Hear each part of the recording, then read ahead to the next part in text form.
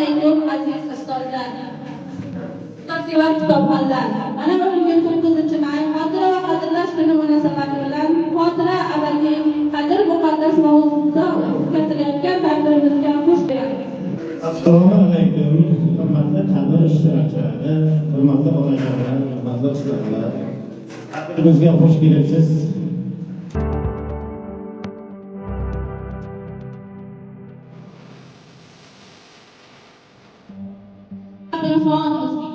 Senga ingdosh boru, ustoz Kiyovjon o'zbekir, so'ylasin Afrosiyonu, so'ylasin Urg'un Hazir, ko'hna tarix shodasingda bitta marjon o'zbekir.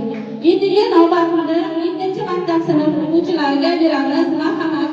Yaxshi tilaklarni alam qabul boradi. Siz xotira aziz qadr muqaddas mavzusidagi adabiy rabbiy kechamizga